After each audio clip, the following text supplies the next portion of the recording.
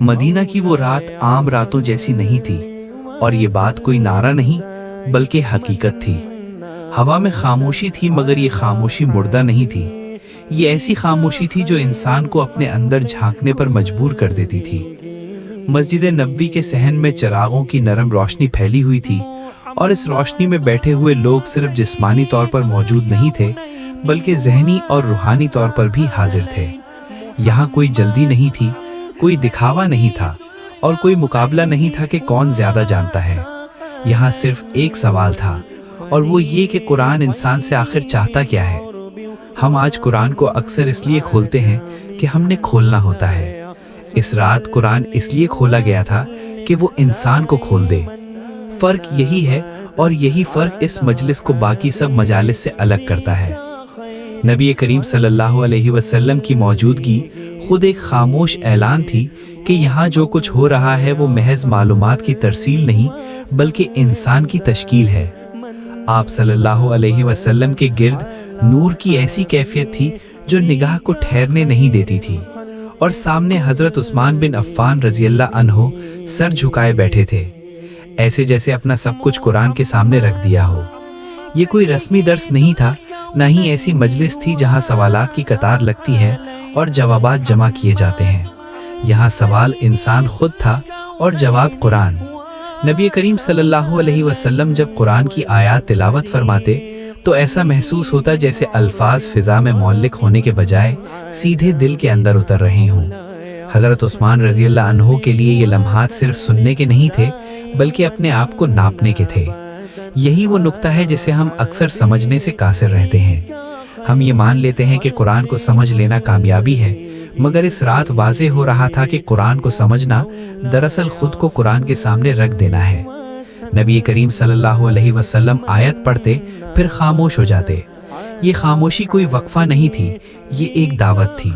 दावत इस बात की कि सुनने वाला खुद से पूछे कि क्या मैं इस आयत के बाद भी वही इंसान रह सकता हूँ जो इससे पहले था। हजरत उस्मान रज़ियल्लाहु अन्हु इस दावत को पहचानते थे, इसलिए वो सवाल ज़बान से नहीं करते थे बल्कि दिल से करते थे।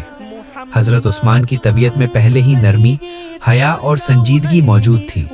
वो शोर पसंद नहीं करते थे और खुद नुमाई से उन्हें फितरी नफरत थी।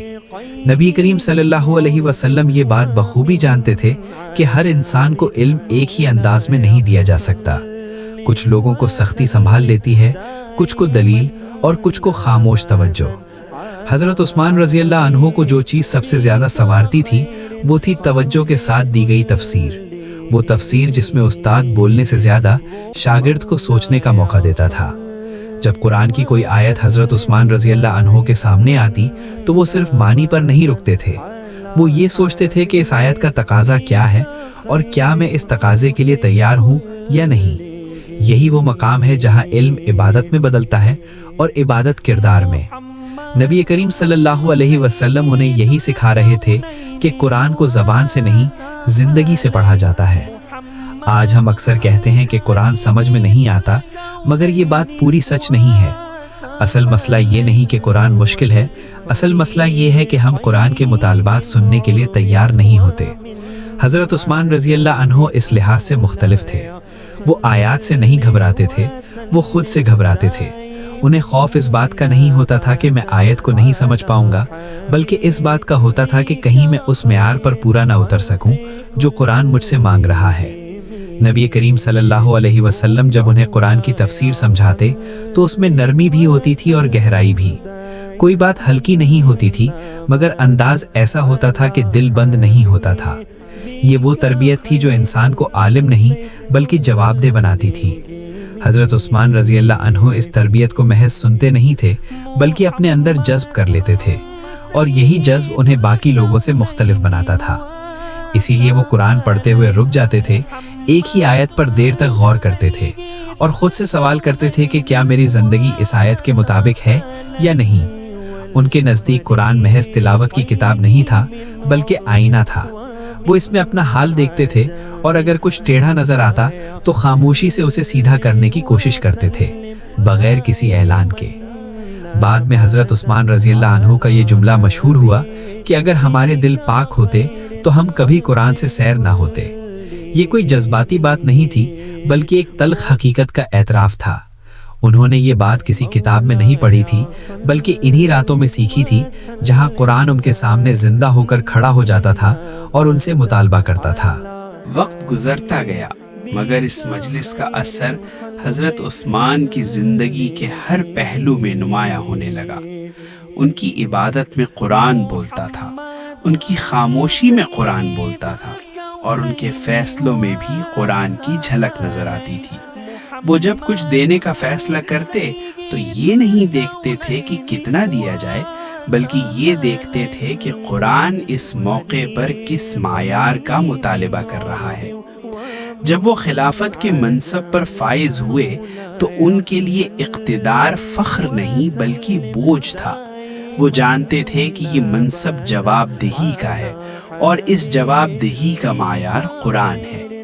قرآن کو جمع کروانا، اس کی قرات کو محفوظ کرنا اور امت کو اختلاف سے بچانا کوئی وقتی یا سیاسی فیصلہ نہیں تھا، یہ اس تربیت کا فطری نتیجہ تھا جو نبی کریم صلی اللہ علیہ وسلم نے انہیں قرآن کے ساتھ جینا سکھا کر دی تھی۔ یہاں ایک حقیقت ہمارے سامنے آتی ہے جس سے ہم اکثر بھاگتے ہیں۔ ہم قرآن کو پڑھنے میں وقت لگاتے ہیں مگر خود کو بدلنے میں نہیں۔ حضرت عثمان کی زندگی ہمیں یہ دکھاتی ہے کہ مسئلہ قرآن کی کمی نہیں بلکہ ان لوگوں کی کمی ہے جو قرآن کے سامنے جھکنے کا حوصلہ رکھتے ہوں۔ قرآن آج بھی وہی ہے مگر وہ دل کم ہو گئے ہیں جو اس کا بوجھ اٹھا سکے۔ نبی کریم صلی اللہ علیہ وسلم نے حضرت عثمان کو یہ نہیں سکھایا تھا کہ تم سب سے زیادہ بولنے والے بنو یا سب سے زیادہ دلیل دینے والے بنو۔ آپ صلی اللہ علیہ وسلم نے انہیں یہ سکھایا تھا کہ تم سب سے زیادہ اللہ سے ڈرنے والے بنو۔ یہی خوف علم کو غرور بننے سے بچاتا ہے اور یہی تقوی علم کو زندگی میں ڈھالتا ہے۔ مدینہ کی وہ رات ختم ہو گئی، چراغ بجھ گئے اور لوگ اپنے گھروں کو لوٹ گئے، مگر اس مجلس کی روشنی وقت کے ساتھ پھیلتی چلی گئی۔ حضرت عثمان کی پوری زندگی اس بات کی گواہ بن گئی کہ قرآن اگر توجہ کے ساتھ سکھایا جائے اور تقوی کے ساتھ اپنایا جائے تو وہ انسان کو صرف نیک نہیں بناتا بلکہ دوسروں کے لیے راستہ بنا دیتا ہے۔ اب سوال ہم سے ہے اور یہ سوال ٹالنے والا نہیں ہے۔ کیا ہم قرآن کو صرف پڑھنا چاہتے ہیں یا ہم واقعی اس کے مطابق خود کو بدلنے کے لیے تیار بھی ہیں؟ اگر ہم واقعی قرآن کو سمجھنا چاہتے ہیں تو ہمیں حضرت عثمان کے راستے پر چلنا ہوگا۔